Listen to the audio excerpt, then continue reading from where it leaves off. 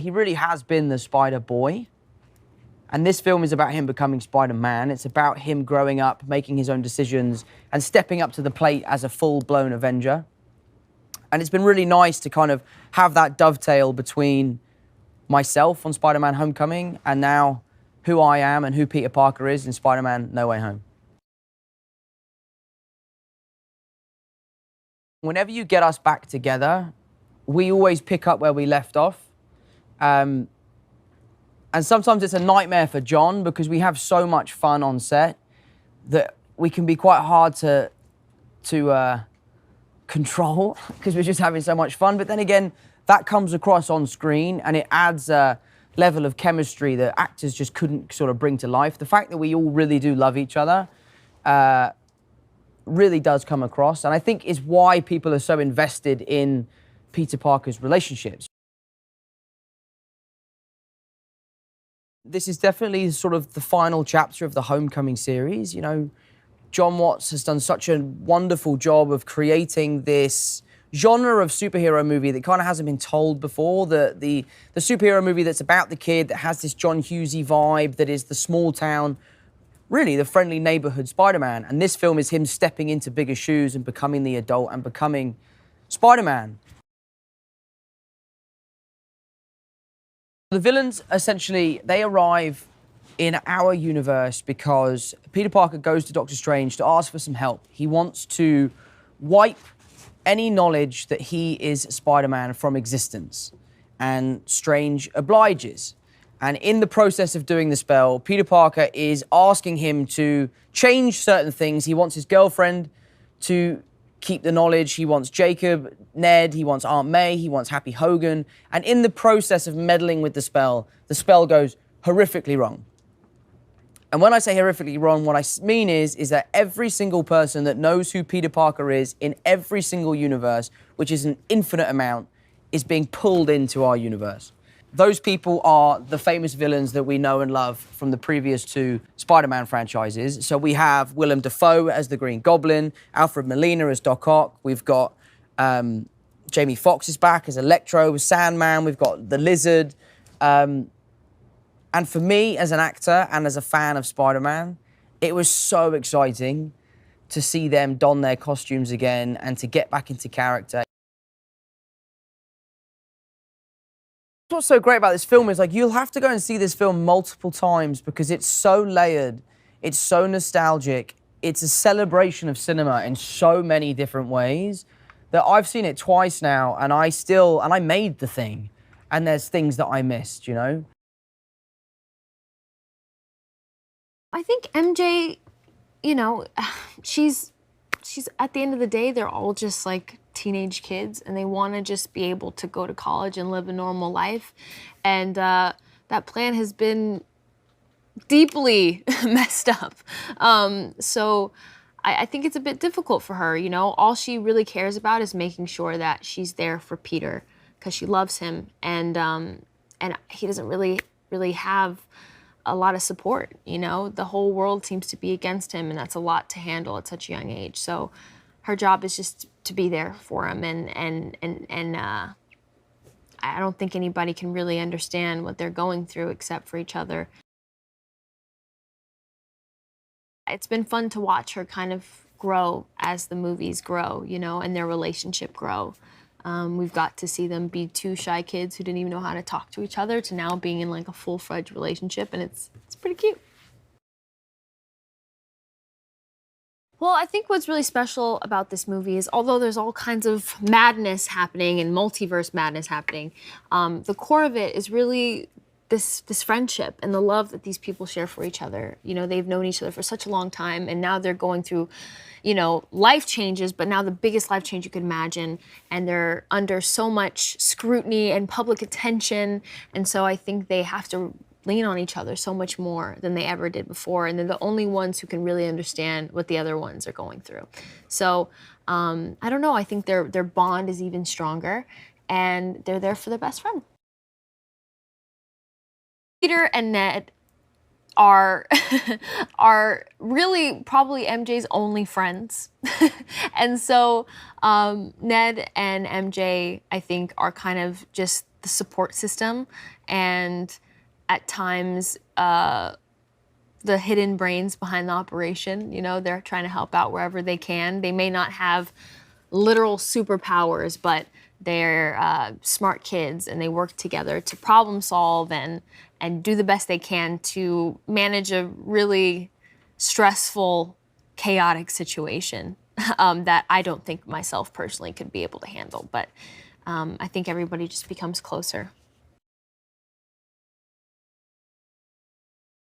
Although our little story in this world has kind of come to a close, what's really cool, I think, about this movie is that it opens the door to a multiverse of like infinite possibilities of things that we could imagine and things that can happen. So I'm excited to see where it goes. This character is maybe in some ways even scarier and darker. The Goblin character really believes in a world of losers and winners, and he believes that power is all that matters. And it's not an abstract thing. Philosophically, he has very little patience or interest in compassion or empathy. He thinks there's people that, he believes things get done by people that are strong, and weak people, we don't really worry about them. So that's a very contemporary take on a person in power, and I think that is part of the motor behind the character. I just was concerned about how contrived it was, or whether it was just like a power cameo, a reference, you know, to root something, and I really was worried that I wouldn't have something to do. So when Amy and John spoke to me, they pitched me the idea, and it sounded great. And actually, it's been a lot of fun. I mean, the convention is basically a portal is opened, and you know, time is scrambled, and things from another dimension are now alive in this dimension. I've mostly dealt with Alfred and Fred and Jamie, and they're two actors. I remember Fred and I started about at the same time, so I've followed him for years. And Jamie, I've always loved all the way back to his In Living Color days, you know, him, just a fantastic comedian and really good actor, and also very good physically. So you're dealing with people that have real skills. You're not carding in some sort of thing that's inert or just points to things. It's a living thing. And then when you add John in, who really lets people personalize things and really wants them to find the specificity, he lets everybody riff in their way, depending on, you know, the individual. But it's been fun. To do this physical stuff was important to me. In fact, one of the first things I said to John and Amy, basically when they pitched it to me before there was even a script, was, listen, I don't want to just pop in there as a cameo or just fill in close-ups. I want to do the action because that's fun for me. And also, it's really impossible to add any integrity or any fun to the character if you don't participate in these things, because all that action stuff informs your relationship to the characters in the story, and also allows you, it makes you earn your right to play the character in a funny way. John is really good because he's tough, he's clear, he has vision, he's a real filmmaker, but he's also loose. He's very playful, and he's got a little devil in him. So when you get there, you try to accomplish what he feels like he needs to get accomplished, and then almost always he's like, okay, now let's have some more fun, or, you know, do whatever you want. Or he always gives you an opportunity to play around, and that's great.